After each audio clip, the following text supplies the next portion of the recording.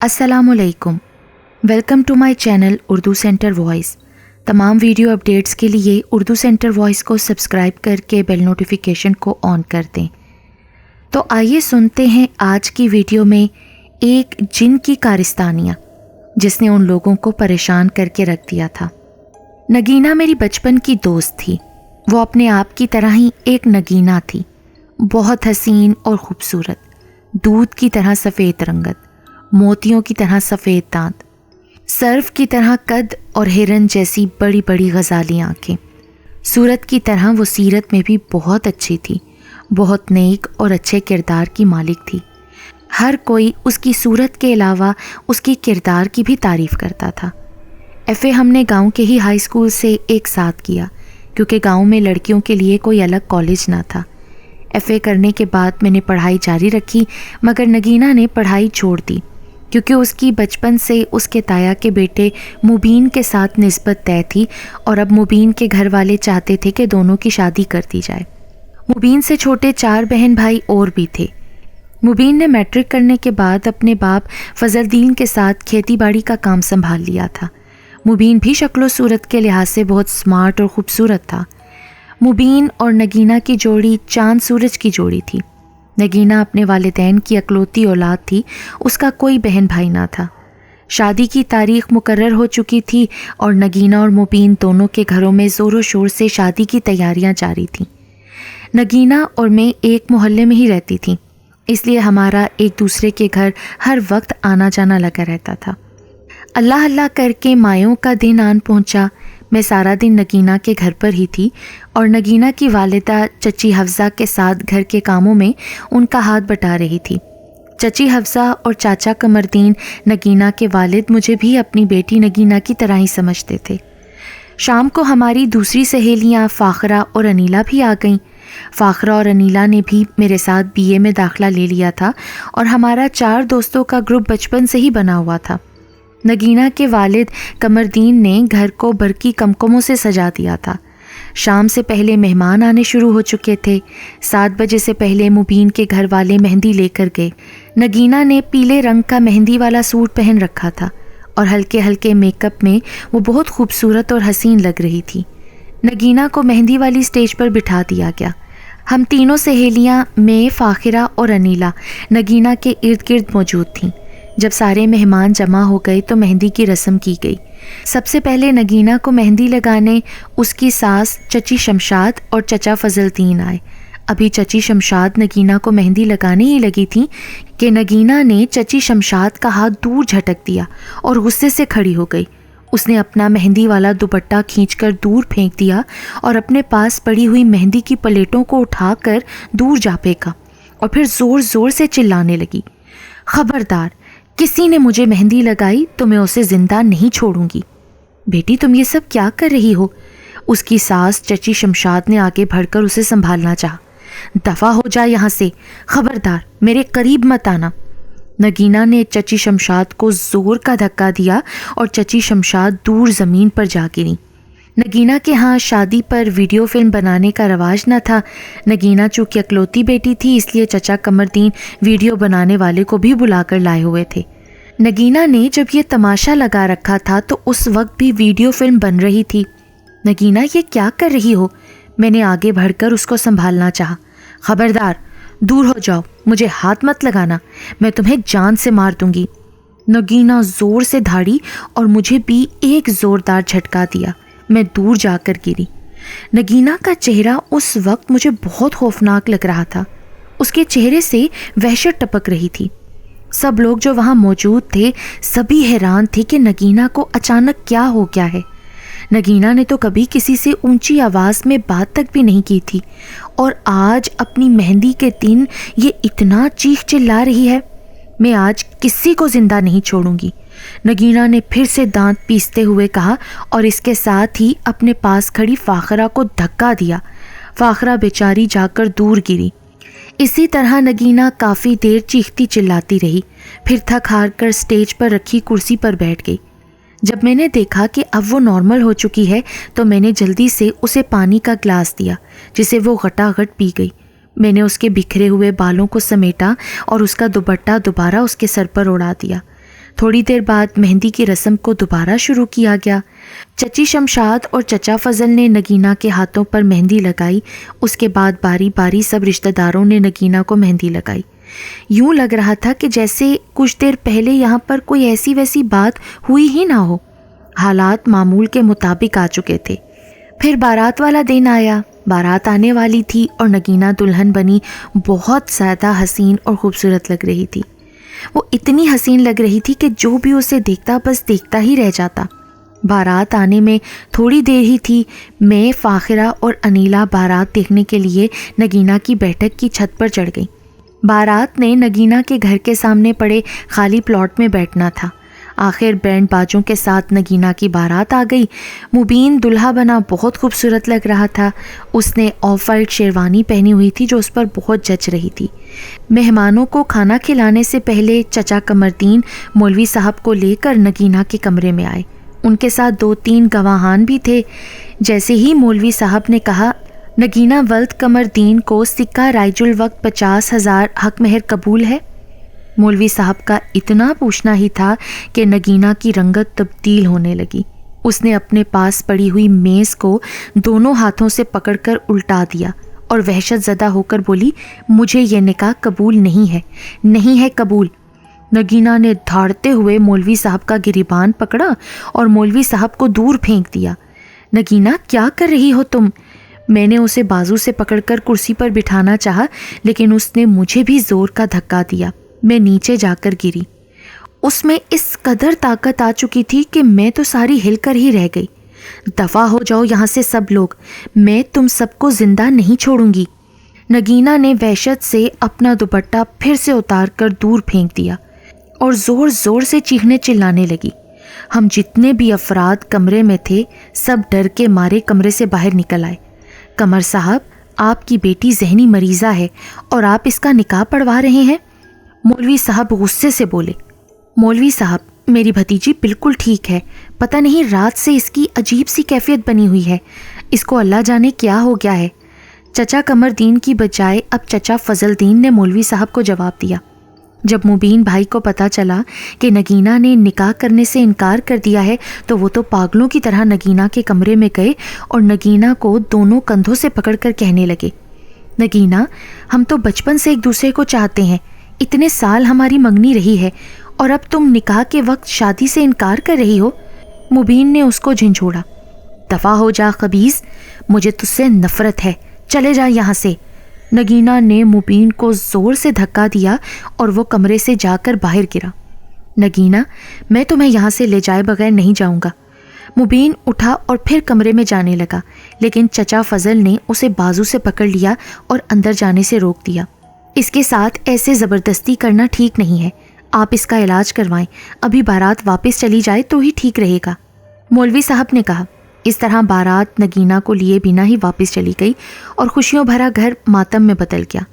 نگینہ مسلسل چیخ چلا رہی تھی۔ چچا قمردین نے اس کے کمرے کے باہر سے کنڈی لگا دی۔ چند لمحے اسی طرح وہ چیختی چلاتی رہی، پھر بے ہوش ہو گئی۔ رات کا پتہ نہیں کون سا پہر تھا کہ اس کو ہوش آیا، کیونکہ میں گھر آ چکی تھی۔ صبح میں نگینہ کے گھر گئی تو وہ بالکل نارمل حالت میں بیٹھی ناشتہ کر رہی تھی۔ وہ اتنی پرسکون تھی کہ جیسے کل رات کچھ ہوا ہی نہ ہو۔ جس گلی میں اور نگینہ رہتی تھیں اس گلی کے سامنے کھیت تھے۔ میں اور نگینہ اکثر وہاں سیر کرنے جایا کرتی تھیں، جبکہ انیلا اور فاخرہ ہمارے ساتھ کبھی کبھار جاتی تھیں کیونکہ وہ ہمارے گھروں سے کافی دور رہتی تھیں۔ اس دن اتوار تھا اور چھٹی تھی۔ میں نگینہ کے گھر گئی، اس کا بازو پکڑ کر کھیتوں کی طرف چلی۔ ہم دونوں کھیتوں کی پگڈنڈی پر چلنے لگی۔ نگینہ، تمہیں کیا ہو گیا ہے؟ پہلے تم نے اپنی مایوں پر ہنگامہ کیا، پھر شادی والے دن تم نے وہ ہنگامہ کیا کہ مبین بھائی سے تمہارا نکاح ہوتے ہوتے رہ گیا۔ میں نے پگڈنڈی پر رکتے ہوئے کہا۔ کون سا ہنگامہ، کون سا نکاح میں نے رکوایا ہے؟ نگینہ لاپرواہی سے بولی جیسے اسے تو کچھ پتہ ہی نہ ہو۔ انجان مت بنو، کیا تم نے اپنی مایوں پر ہنگامہ نہیں کیا تھا؟ اور تم نے مبین سے نکاح کرنے سے بھی انکار کیا تھا۔ میں غصے سے بولی۔ کیا کہہ رہی ہو تم؟ مجھے تو کچھ بھی نہیں پتا۔ اس کے چہرے پر اتنی معصومیت تھی کہ جیسے وہ ہر بات سے لا علم ہو۔ چلتی چلتی دونوں کافی دور نکل آئیں۔ ایک کھیت میں ہمارے گاؤں کی کچھ عورتیں بیٹھی ساگ توڑ رہی تھیں۔ میں ان عورتوں کے ساتھ باتوں میں لگ گئی اور نگینہ تھوڑا سا آگے کو چلی۔ تھوڑی دیر کے بعد میں نے ادھر ادھر دیکھا لیکن اب مجھے نگینہ نظر نہ آئی۔ پھر میں کچھ آگے بڑھی تو آگے امرودوں کے درخت لگے ہوئے تھے۔ اس وقت امرودوں کی شاخوں پر پکے ہوئے امرود لٹک رہے تھے۔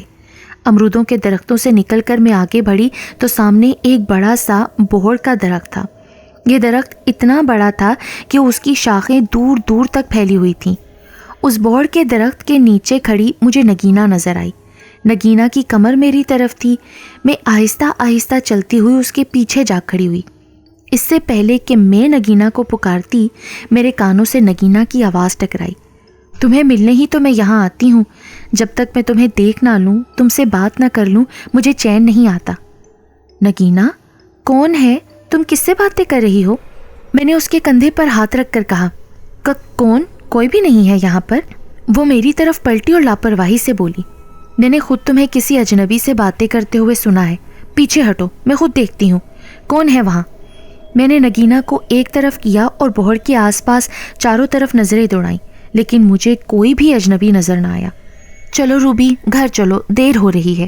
نگینہ نے میرا بازو پکڑا اور میں اس کے ساتھ چل پڑی۔ مبین میرے بچپن کی محبت ہے، اس کے سوا میری زندگی میں کوئی بھی نہیں آ سکتا۔ نگینہ نے خاموشی کو توڑا اور بات کا آغاز کیا۔ پھر تم نے مبین سے نکاح کرنے سے کیوں انکار کیا؟ میں نے پھر ضد ہو کر پوچھا۔ روبی، میں تمہیں پہلے بتا چکی ہوں، مجھے کچھ نہیں پتا۔ جو کچھ نکاح والے دن ہوا مجھے کچھ بھی یاد نہیں، اور نہ ہی میں نے نکاح کرنے سے انکار کیا تھا، وہ خفگی سے بولی۔ مجھے اس کی بات پر بہت حیرانی ہو رہی تھی۔ تمام راستے میں ذہنی الجھن کا شکار رہی۔ اتنے میں نگینہ کا گھر آ گیا اور وہ اپنے گھر چلی گئی اور میں اپنے گھر کی طرف چل پڑی۔ نگینہ اور مبین کے گھر والوں کے تعلقات پہلے کی طرح بحال ہو چکے تھے۔ دونوں بھائیوں نے اور ان کی بیوی بچوں نے ایک دوسرے کے گھر دوبارہ آنا جانا شروع کر دیا تھا۔ چچا فضل دین ایک دن چچا قمردین سے کہنے لگے، اب مجھے نگینہ بیٹی پہلے سے بہتر لگ رہی ہے، کیوں نہ ہم دوبارہ مبین اور نگینہ کا سادگی سے نکاح پڑھوا دیں؟ جی بھائی، آپ کا خیال بالکل درست ہے۔ نگینہ بیٹی کو مایوں اور نکاح کے وقت ہی دورہ پڑا تھا، لیکن اس کے بعد اس نے کوئی ایسی ویسی حرکت نہیں کی۔ اب ماشاءاللہ بالکل ٹھیک ہے۔ چچا قمردین نے اپنے بڑے بھائی سے اتفاق کیا۔ چلو پھر ٹھیک ہے، یہ اتوار نکاح کے لیے ٹھیک رہے گا۔ نکاح 2-4 گواہوں کے ساتھ سادگی سے ہوگا، پھر ولیمہ ہم دھوم دھام سے کر لیں گے۔ چچا فضل دین نے فیصلہ کن انداز میں کہا۔ ٹھیک ہے بھائی، جیسے آپ کی مرضی۔ چچا قمردین پرجوش لہجے میں بولے۔ آخر اتوار کا دن نگینہ اور مبین کے دوبارہ نکاح کے لیے مقرر ہو گیا۔ اتوار کا دن آیا تو بارات میں صرف گھر والے اور 2-4 گواہان تھے۔ ضروری خاطر تواضع کے بعد نکاح کا وقت آیا۔ میں صبح سے ہی نگینہ کے گھر پر تھی۔ نگینہ دلہن بنی بہت خوبصورت لگ رہی تھی۔ اس پر آج بہت زیادہ روپ چڑھا تھا۔ چچا قمردین اور چچا فضل دین مولوی صاحب اور 2 گواہوں کے ساتھ نگینہ کے کمرے میں آئے۔ جیسے ہی مولوی صاحب نے کہا، آپ کا نکاح مبین ولد فضل دین کے ساتھ سکہ رائج الوقت 50,000 حق مہر کے ساتھ کیا جاتا ہے، کیا آپ کو قبول ہے؟ مولوی صاحب کا اتنا کہنا تھا کہ یکدم نگینہ کی حالت بگڑنے لگی اور اس کے چہرے پر وحشت طاری ہو گئی۔ نہیں قبول، دفع ہو جاؤ یہاں سے۔ وہ دھاڑی اور خود کو نوچنے لگی۔ اس نے اپنے کانوں کے جھمکے زور سے کھینچے کہ اس کے کانوں سے خون رسنے لگا۔ نگینہ، یہ تم کیا کر رہی ہو؟ اس کے کانوں سے خون رستا دیکھ کر میں تڑپ اٹھی اور آگے بڑھ کر اس کو سنبھالنا چاہا، لیکن اس نے مجھے زوردار دھکا دیا جس کی وجہ سے میں اوندھے منہ گری اور میرے ماتھے سے خون بہنے لگا۔ وہ اتنا زور زور سے چیخ رہی تھی کہ ڈر کے مارے ہم سب باہر نکل آئے اور باہر سے دروازے کی کنڈی لگا دی۔ قمردین صاحب، میں نے آپ سے پہلے بھی کہا تھا کہ آپ کی بچی ذہنی مریضہ ہے، اس کا علاج کروائیں۔ مولوی صاحب غصے سے بولے۔ مولوی صاحب، میری بیٹی ذہنی مریضہ نہیں ہے، وہ بالکل ٹھیک تھی، اسی لیے تو ہم دوبارہ اس کا نکاح کرنے لگے تھے۔ چچا قمردین اس وقت بہت بے بس لگ رہے تھے۔ آخر دوسری مرتبہ پھر بارات ناکام لوٹ گئی اور گھر میں موجود ہر فرد کے چہرے پر غم کی تحریر لکھی نظر آ رہی تھی۔ آخر چیخنے چلانے کے بعد نگینہ بے ہوش ہو گئی اور اسے دوسرے دن ہوش آیا۔ میں اس دوران نگینہ کی والدہ چچی حفصہ کو دلاسے دیتی رہی۔ ان بیچاری کا تو رو رو کر برا حال ہو گیا تھا۔ آہستہ آہستہ پھر زندگی معمول پر آنے لگی۔ نگینہ اس دن کے بعد پھر بھلی چنگی ہو گئی۔ اس دن کے بعد اس نے پھر کوئی ایسی ویسی حرکت نہ کی اور نہ ہی اسے پاگل پن کے دورے پڑے۔ میں اپنی پڑھائی میں مصروف ہو گئی تھی۔ ایک دن انیلا اور فاخرہ اتوار کے دن میرے گھر آ گئیں اور اصرار کرنے لگیں کہ چلو کھیتوں کی سیر کے لیے چلتے ہیں۔ میں جلدی سے تیار ہو گئی، اپنے ساتھ نگینہ کو بھی لے لیا۔ راستے میں ہم ایک دوسرے کے ساتھ ہنسی مذاق کرتی کھیتوں کی تنگ تنگ سی پگڈنڈیوں پر چلنے لگیں۔ انیلا اور فاخرہ کو بھی نگینہ کا مبین کے ساتھ دوسری مرتبہ نکاح نہ ہونے کا بہت دکھ اور افسوس تھا۔ چلتے چلتے ہم چاروں امرودوں کے درختوں کے پاس آ رکیں۔ امرودوں کی شاخوں پر پکے ہوئے امرود لٹک رہے تھے۔ پکے ہوئے امرود دیکھ کر ہم شاخوں سے امرود توڑنے اور کھانے لگیں۔ ہم امرود کھانے میں اتنی مگن تھیں کہ ہمیں پتہ ہی نہ چلا کہ نگینہ ہمارے درمیان نہیں ہے۔ شام ہونے والی تھی۔ ہم نے جلدی سے نگینہ کو تلاش کرنا شروع کر دیا۔ تلاش کرتے کرتے میری اچانک نظر بوہڑ کے درخت کی طرف اٹھی، لیکن نگینہ وہاں بھی نہیں تھی۔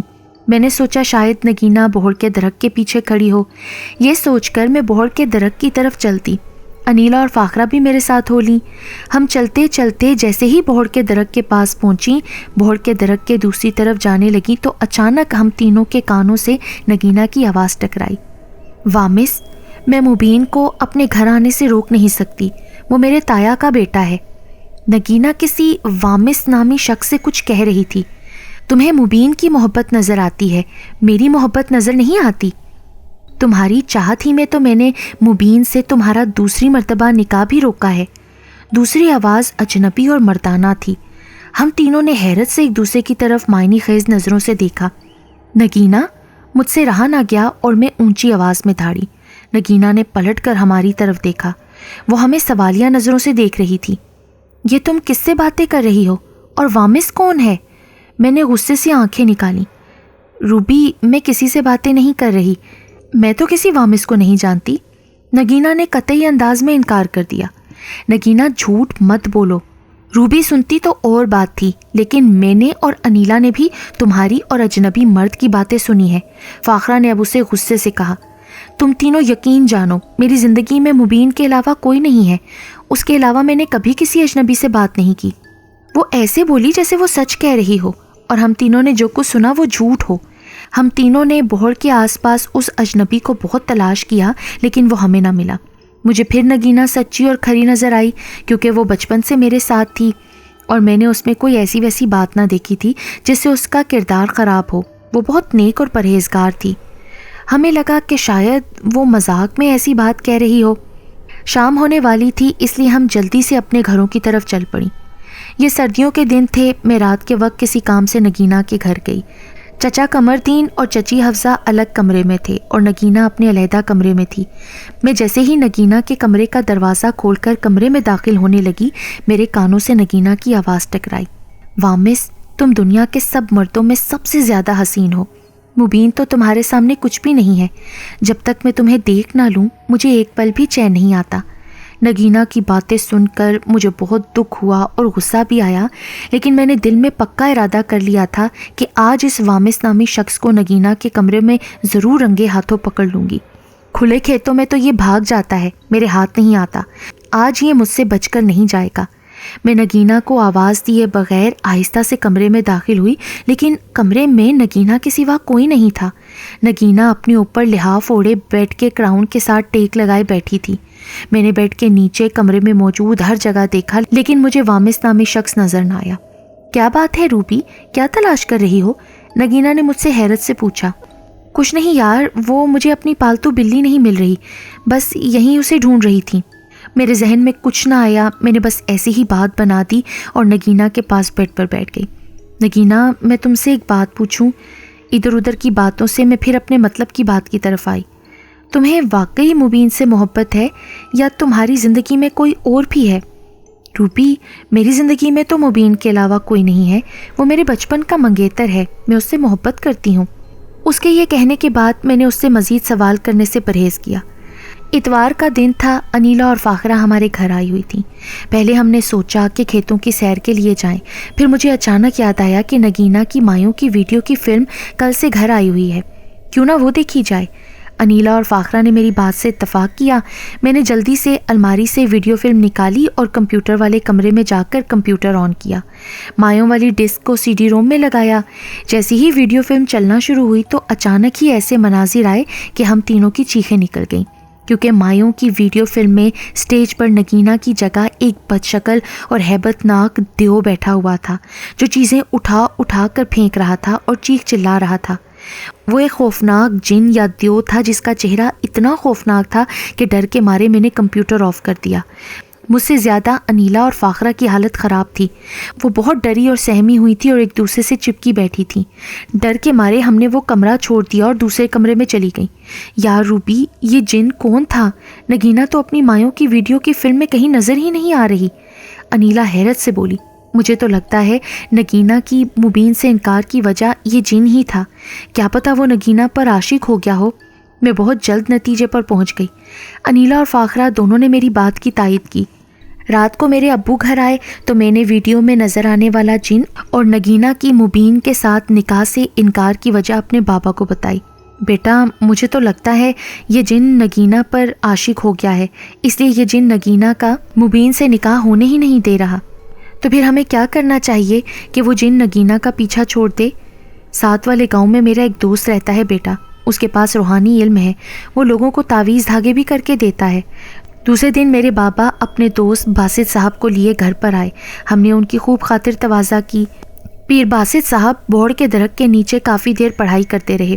آخر بوڑ کے درخت کے 2 شاخوں کو آگ لگ گئی اور وہ جل کر راکھ ہو گئی۔ جن کا مسکن جل چکا تھا اور وہ وہاں سے فرار ہو چکا تھا۔ پیر صاحب پھر دوبارہ گھر آئے۔ انہوں نے نگینہ کو پہلے دم کیا، پھر نگینہ کو ایک تعویذ دیا جسے نگینہ نے اپنے گلے میں ڈال لیا۔ دوسرے دن پیر صاحب نے نگینہ کا نکاح مبین سے خود پڑھوایا۔ اس دفعہ نگینہ نے انکار نہ کیا اور نہ ہی وہ چیخی چلائی۔ نکاح ہوتے ہی سب نے اللہ کا شکر ادا کیا جس نے اتنی بڑی آزمائش سے ان لوگوں کو نکالا۔ نگینہ کے مبین سے نکاح کے بعد بھی 4-5 دفعہ مبین اور نگینہ دونوں کو پیر صاحب اپنے پاس بلاتے رہے اور ان پر دم کرتے رہے۔ اس کے بعد پیر صاحب نے بتایا کہ اب تم دونوں پوری طرح سے محفوظ ہو، وہ جن اب تمہارا کچھ نہیں بگاڑ سکتا۔ چچا قمردین اور چچی حفصہ بھی بہت خوش تھے کہ ان کی اکلوتی بیٹی نگینہ کی اس جن سے جان چھوٹی۔ مبین اور نگینہ دونوں ہنسی خوشی زندگی گزار رہے ہیں اور اب تو ان کی ایک پیاری ننھی سی بیٹی بھی ہے۔ میں بھی اپنی دوست نگینہ کے لیے ہر وقت دعا کرتی ہوں کہ وہ اپنے گھر سدا خوش اور آباد رہے۔